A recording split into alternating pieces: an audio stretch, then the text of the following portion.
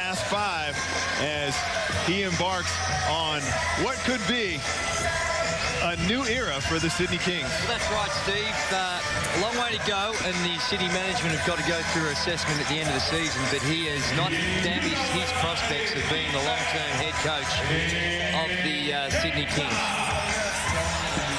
And we're just about underway for the tip. Round 25.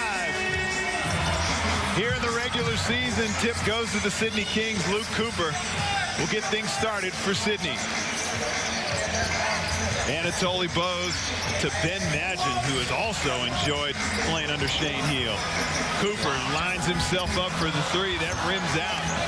Grant keeps it alive.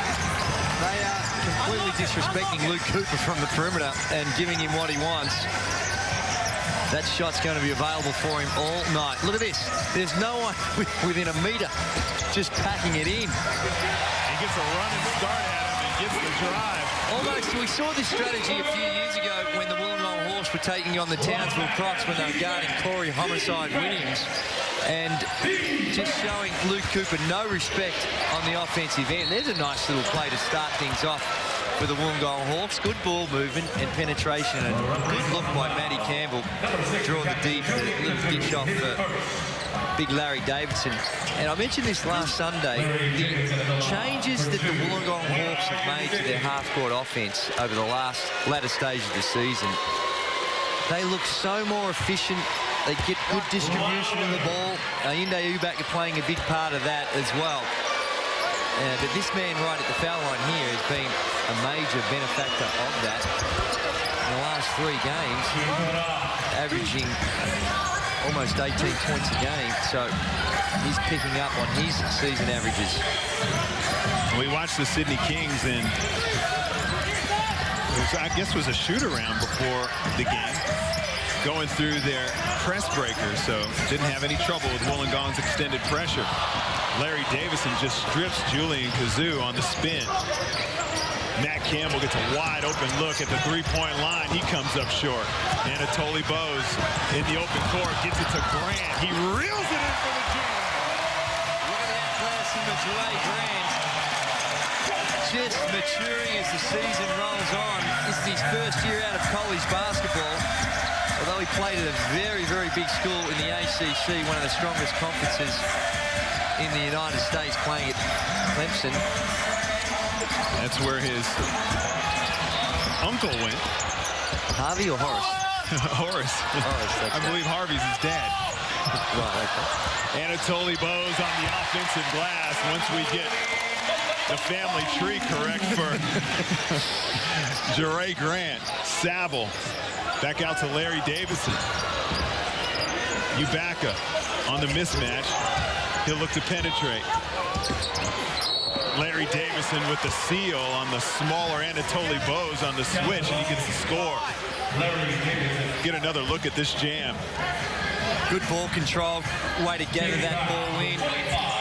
And what a gift to have to be able to go off 2 feet without much of a run-up and just turn around for the very casual reverse dunk. And I interviewed him before the start of the game, and as you mentioned earlier, Steve, he very quietly spoken. And he's not as tall as I thought he was either. I mean, he's 6'7", maybe 6'8". Madgen pull-up jump shot. He's got the green light under Shane Heel, playing on a wave of confidence. I went to a training session as the Inde Ubaka kicks it back out to Oscar Foreman, lines up his feet for the 3. That rattles out. Saville on the glass.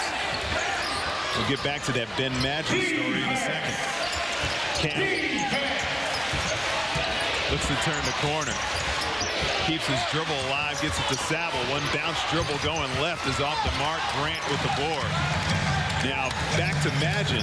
I went to training at 10 o'clock for the Sydney Kings, and Shane said that Madgen was the first one there at 8 o'clock. And it's like that every time at training. It is. He gets up 300 shots every day before training. And that'll tire out in itself. 300 shots is a lot. But look, at this is the sort of dividends it's paying for Ben Madgen.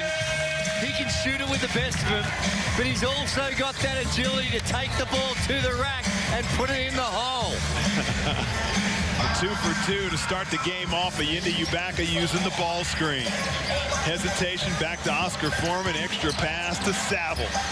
Saville with the fall away that bounces around, does not go down. Cooper to Bose in rhythm. 3-point shot is good.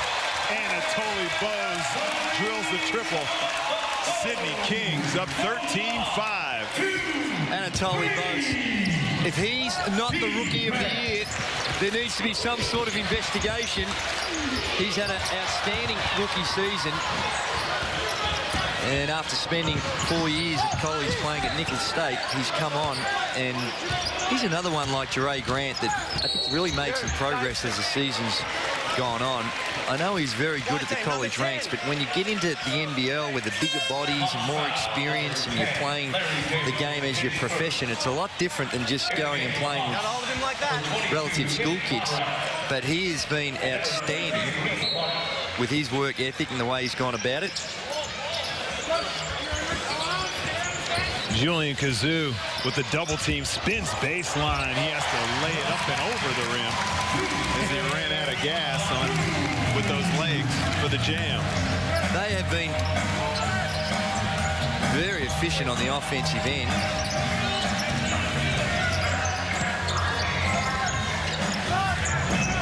Ubaka for 3. That's off the back of the iron.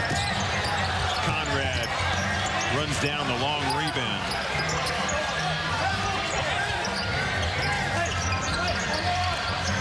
Conrad, as they get another crack on this possession.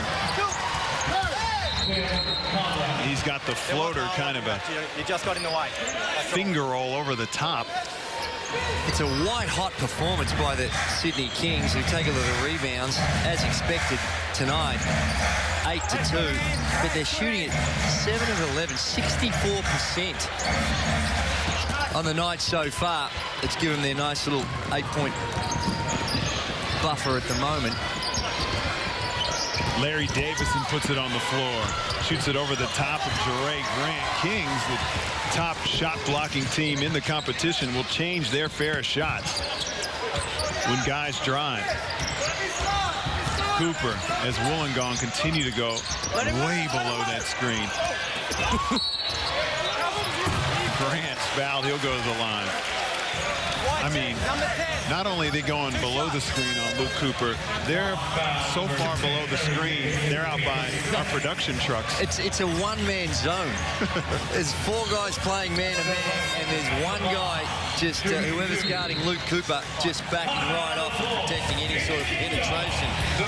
Timeout on the floor. The Sydney Kings up 8, 15-7 here at the Kingdom.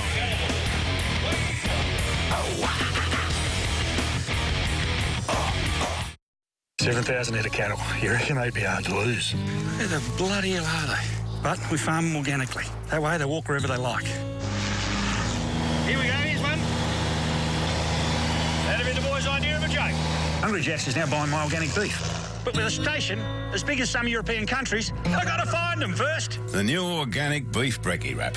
Breakfast is better with Australian organic beef, fresh eggs and premium high bacon. Hungry Jack's makes it better.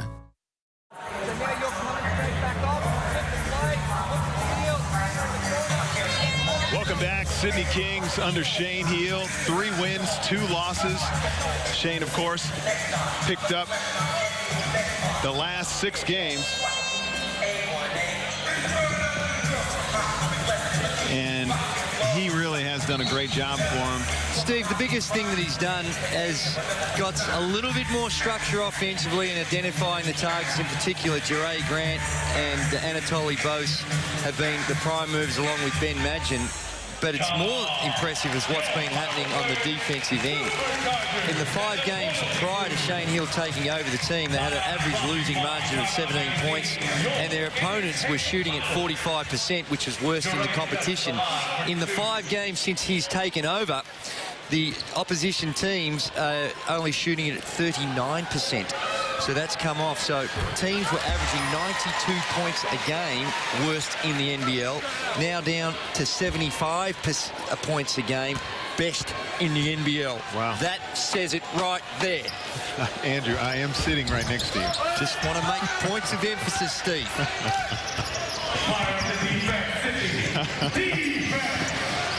But it's no secret. When your defense starts to hold, like it has been for the Sydney Kings, fine-tune their offense, it's not a real complicated formula. No, it is not. They force a tough shot by Tim Conrad as Wollongong continue to struggle from the field. Just 2 of 10. Upstairs to Grants, read by Catron. Wasn't really read by him. He caught it at his chest. Just peeled it off his body. Luke Martin with a very average lob. When you've got an athlete like Dre Grant, you'd rather err on the side of going a little higher than putting it too low as well. Graham Dan's another one, being a quality role player for the Sydney Kings. Nice transition.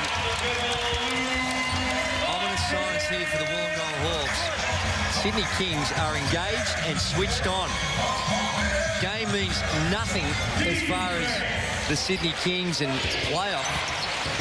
But it doesn't mean anything to the Wollongong Hawks either, but it looks like the Sydney Kings as if they're playing for their lives, and playoff berth is on the line so far in the first 7 minutes of this contest. Maybe some of them are playing for their basketball lives, because it is a luxury to be playing basketball for a living, not sitting at a desk staring at a computer. So I've been told.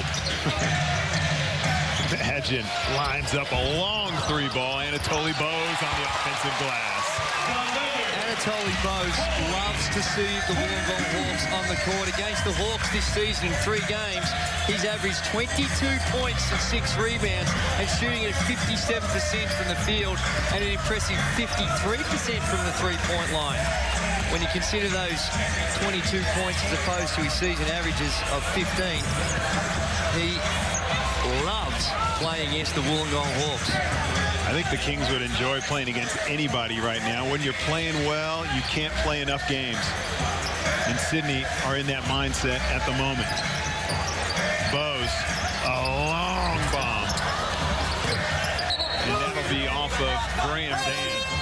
That went over the top of Catron. That was about a half a metre outside the NBA 3-point line where Anatoly Bose launched that one from. And that's the sort of confidence that's been instilled in him. He's got that green light to let it fly whenever he feels like he's in the groove. Martin off balance, gets it to Tyson Demos. Catch and shoots, no good. Catron on the oak glass. Gets it up and in, just in front of Graham Dan. Points in the paint, Sydney 16-4. Alex Gines with a rush of blood. Demos will slow it down. Gruber into the game for Wollongong. Nice little pick and roll with Tim Conrad, gets the score. Wollongong scored the last 4.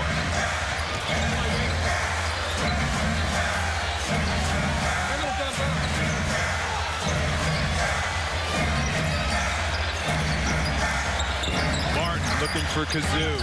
Finds Graham Dan on the high-low. It's another bad pass by Sydney. It's a bad pass, but the structure was sound. The high-low, Julian Kazoo did a good job of pinning his man. It was just a rushed, sloppy pass by Graham Dan that never got there, but the execution to get to that point was very, very good.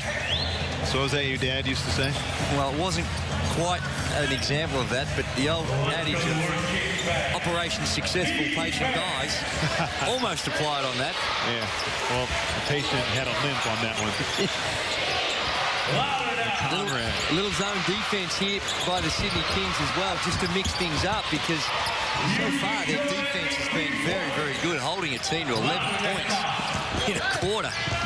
Shane Hill will be very happy with that defensive effort. You're not there. You're not there. Number 2. Luke Martin with some ridiculous handle on that one. Tyson Demos doing a great job of sliding his feet, but he wasn't quite there, as Scotty Becker tells him. And that's tough on Tyson for defense from that angle. Luke Martin does a good job of drawing the contact. Graham Dan with another bad pass. Had another good idea. Just couldn't execute the interior feed. Nobody better at that than Stephen Hoare.